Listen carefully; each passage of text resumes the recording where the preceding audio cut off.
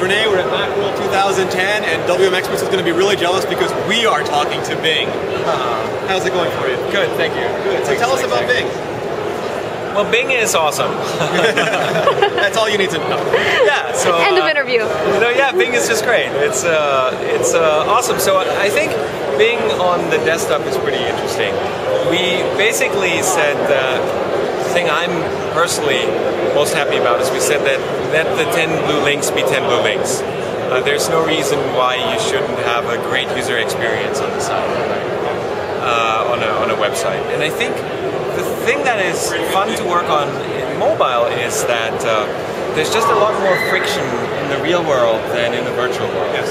Right? If you're at your PC and you want to buy something, or you want to read news, or you want to, I mean, you can do anything. You can fly, you can kill dragons, you never have trouble, right? But when you're out on the road, suddenly reality hits you. You need to go somewhere, or you see a product that you kind of would like to buy, but then you're not sure if you're getting screwed. Well, you don't know exactly where you want to go. Yeah. Or you don't know where you want to go, you're looking for a place, you're looking for recommendations. So that's really, this reducing friction, I think, is really exciting. And then the other thing that I think is pretty cool is that these phones are so good now that you can also really use them as time killers. So if you have time, you can do email or you can learn something. Okay, so we were just talking about like uses of Bing, right? One was this friction reducer in the real world, right? Get you somewhere, find a business, all that stuff, yes. Right? And then another one that I think is interesting, that these devices are so good that you can actually really use them for ad hoc knowledge find information, right? So I was telling that I was out with friends and they had a little daughter and she really wanted to be a cheetah. Because a cheetah is very fast. So we went to Bing, right, and tapped in cheetah, right, and then we did our search on cheetah. You're looking at the Olympics right now, and do you get to pick the pictures from behind the application? Huh? Is that you? Do you get to pick the pictures from behind? No, that's actually an interesting process. But so then you get the cheetah here, which is Wikipedia, and so you can go there, and that's pretty awesome. It'll tell us, I think, how fast the cheetah actually is. Cheetah is a lot faster than AT&T 3G at Macworld, by the way, like a lot. But you get one image of this little guy, right? And you get a little bit of information and where they live. And then it says 70 to 75 miles an hour, right? That's really awesome, right? And now I can just hit the back button and I'm in the Bing results again, right? Yeah. So I don't have this friction of launching the browser, coming back. And now when I go further you don't have to reload the results either. Yeah, I don't have to reload the results. It's super fast, right? That's one of these usability things that some apps might re-query, right? We don't, right? We're right there. But now check this out here. It's so beautiful, right? So now I go into the cheetah, image results, right? And then I get this beautiful flow view here, right? It's just like your photo album. It's totally smooth. There's no like, let me go to the next 20 or to page 3, 4, 5. And even more, I can go in here and I can just pan through these beautiful images, right? Really see a cheetah in action, right? Is this all the deep zoom Sea Dragon technology? Yeah, a little bit. And then I can even zoom, right? So first off, I can flip this guy here, right? So we support landscape mode everywhere.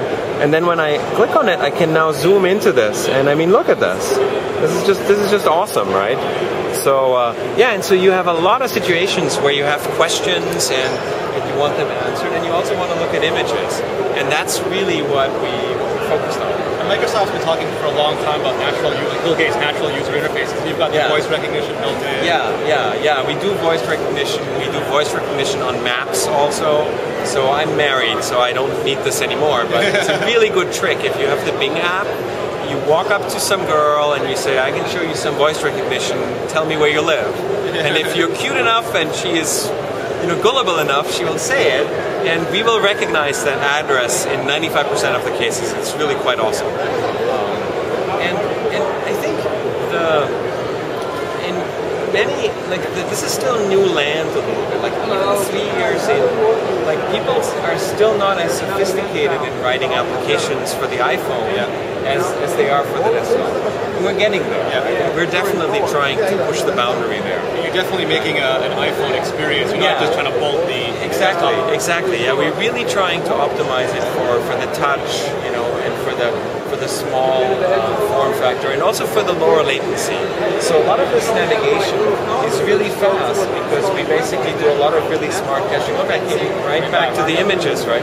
Now I can continue to scroll. And that's why the advantage of an app over just re-rendering web pages all the time. Right. And of course, HTML5 is, you can do a lot of things too, but it's there's this interesting debate in the blogosphere where some people say, okay, you tell me I can do animations now in HTML and I can do local storage, and well, that's like so 90s. I mean, what do you mean I can do local storage? Yeah. And so, yeah, we really want to go all in here on this thing. And I think so far the reception has been really, really good. This will run out of the box on the iPad according to Apple, but it's the larger screen. Because I've been doing tablets for 10 years, is the larger screen real estate appealing to you? Yeah, it's exciting, right? And the Bing main mothership site is of course beautiful on the iPad out of the box, right? Because it's beautiful on the PC, right? So they do a lot of good things there. And in general, the iPad form factor is very intriguing, right? And the tablet form factor, right?